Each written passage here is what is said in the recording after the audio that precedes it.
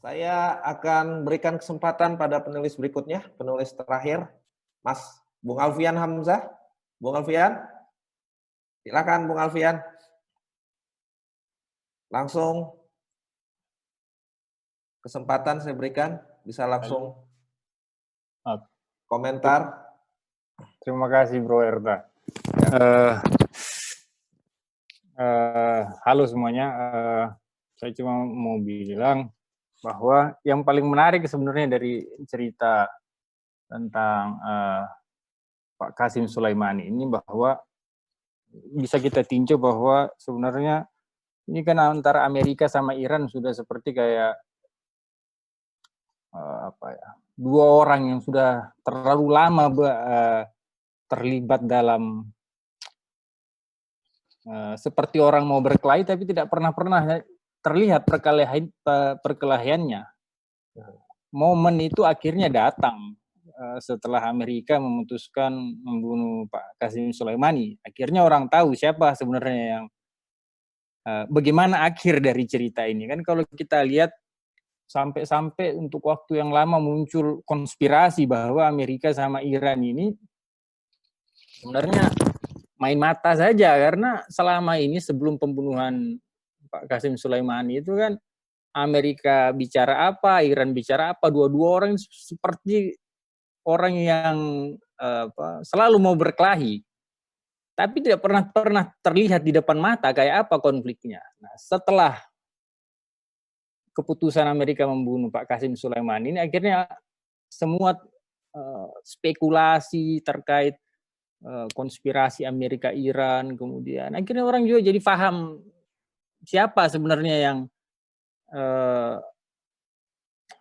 siapa sebenarnya yang petantang petenteng, siapa yang punya lawan yang sepadan. Akhirnya orang jadi tahu setelah pembunuhan ini, dan itu yang menurut saya perlu jadi mungkin generasi mendatang setelah informasi yang terbuka nanti lebih banyak akan tahu kenapa Amerika yang menurut saya mestinya negara yang sangat presisi dalam menghitung segala sesuatu itu memutuskan melakukan sesuatu yang efeknya justru sangat memukul Amerika. Itu menurut saya pertanyaan besarnya, kenapa Amerika kali ini seperti salah pilih lawan. Karena untuk pertama kalinya dalam sejarah dunia modern ada negara yang bisa memukul Amerika dan tidak tergores, dan itu akan kita lihat dari itu yang menurut saya bagian yang paling menarik dari tentang Pak. Kira-kira begitu, Bu. Terima kasih. Pada tiga penulis, saya ingin memberikan satu pertanyaan aja, mungkin bisa ditambah. Buku itu juga menjelaskan dengan sangat baik bagaimana pembalasan Iran terhadap pembunuhan Jenderal Qasim Soleimani itu dilakukan. Jadi itu bukan hanya membelalkan mata banyak orang, karena ini mungkin baru pertama kalinya sebuah serangan langsung setelah Perang Dunia Kedua terhadap pangkalan militer Iran dilakukan oleh sebuah negara. Di situ dijelaskan bagaimana teknologi Iran, rudal Iran, Hellfire Iran begitu sangat presisi. Bahkan sebelumnya ada operasi intelijen menghalau kegiatan mata-mata Amerika sebelum rudal Iran masuk ke pangkalan militer Amerika di Timur Tengah. Bagaimana sebenarnya ini juga sebuah kejutan bagi banyak orang di dunia. Bagaimana sebenarnya kecakapan militer Iran sudah pada tahap yang cukup mencengangkan bagi banyak orang gitu. Mungkin Bung Alfian, Bung Irman, atau Habib Musa bisa menjelaskan hal ini, karena ini salah satu yang sangat menarik juga dari buku Jenderal Qasim Sulaimani. Bung Alfian aja dulu, Mas Eta. Ya, silakan. Iya, sebenarnya kalau di atas kertas ya, kalau kita lihat, dan ini yang menurut saya yang orang sampai sekarang masih bertanya-tanya, kok Iran itu kan, maksud saya begini, ngelawan Amerika itu kan praktis sudah mendekati kegilaan. Karena Amerika, kita bicara tentang sebuah negara yang ini pemenang Perang Dunia Kedua, yang Amerika sudah hampir orang agak susah membayangkan melawan Amerika itu kalau kita renung-renungkan memang agak sedikit kegilaan, apalagi bagi negara yang seperti Iran yang sudah 41 tahun di embargo. Bagaimana ceritanya? Kenapa mereka begitu bernyali? Dan selama ini kan semua orang, banyak analis, kemudian lembaga-lembaga riset kan sebelum pembunuhan Pak Qasim Soleimani kan sebatas praduga-praduga saja, asumsi-asumsi kalau terjadi konflik nanti seperti apa, ini seperti apa. Tapi akhirnya setelah pembunuhan ini, akhirnya orang tahu bahwa Iran ini negara yang tidak bisa juga dianggap enteng. Dan dia bisa memukul Amerika, dan tapi ya di sisi lain Amerika juga bukan negara, ya kita tahu Amerika sekalipun sudah dipukul seperti itu ya tetap saja dia Amerika. Jadi ya, saya menjawab pertanyaan soal rudal dan sebagainya itu, saya itu buah dari apa ya, dari kreativitas Iran menurut saya dalam menyiasati pertahanan mereka yang serba terbatas. Kalau kita lihat kan Iran itu praktis diembargo sejak awal revolusi, tidak ada jalan lain, dan di saat-saat yang terpaksa itulah akhirnya muncul kreativitas yang menurut saya sampai sekarang mencengangkan dunia begitu mereka menyerang pangkalan Ain al-Asad itu. Karena kalau kita tahu kan biasanya kalau rudal balistik itu kan teknologi lama dan sangat jauh dari presisi. Tapi ya, kenyataannya sangat presisi ya.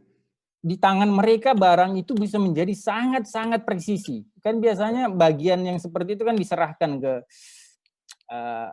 jet-jet tempur dan seterusnya. Betul. Sama Iran itu diselesaikan dengan yang murah meriah malah. Kan murah meriah dan kreatif menurut saya. Itu yang mencengangkan banyak, yang saya baca dari banyak pihak, dari banyak peneliti keamanan yang mencengangkan mereka dari kali ini adalah dari pembalasan Iran kali ini adalah bahwa rudal balistik itu bisa sangat presisi, dan bahwa mungkin bahwa doktrin Amerika bahwa Amerika itu bisa memperluas pengaruhnya dengan pangkalan sudah praktis, karena artinya kan dengan kemampuan Iran yang sekarang, Amerika itu tidak bisa lagi memproyeksikan kekuatannya berbasis pangkalan. Dia harus lebih jauh lagi dari wilayah Iran. Menurut saya itu bagian dari kreativitas mereka yang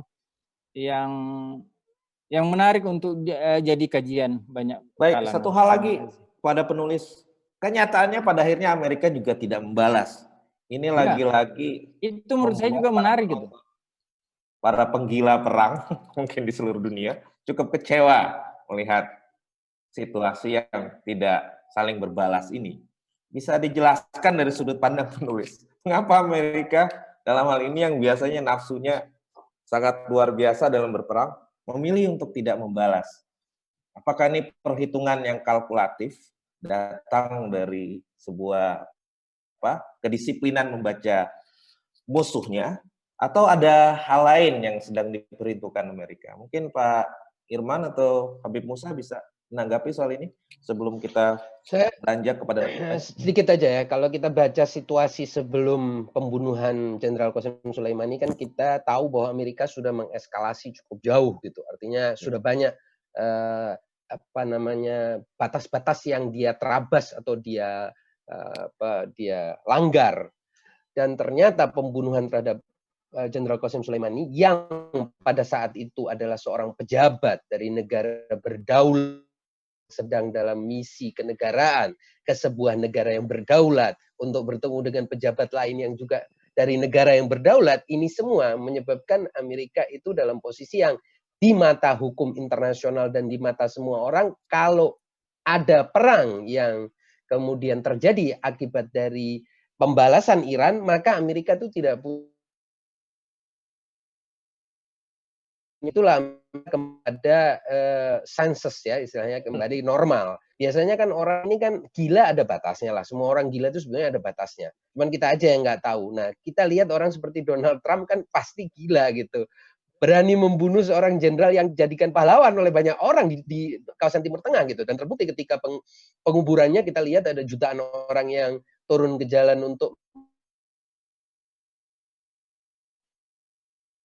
isi yang gila ini ternyata juga tahu batasnya. Artinya kalau waktu itu dia coba-coba menyeret perang, saya yakin Iran juga tidak akan mundur, dan pada saat itu Iran justru akan menjadi satu solidarity maker dari seluruh kawasan itu, dan itu berarti kerugian lebih besar, kerugian strategis yang lebih besar lagi dari buat Amerika. Saya kira itu kalkulasi Amerika di saat itu. Jadi bukan persoalan peralatan militer yang canggih, bukan.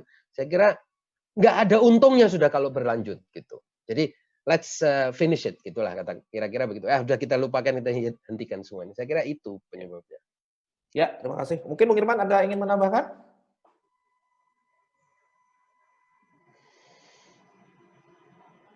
Bisa di-unmute dulu, Bung.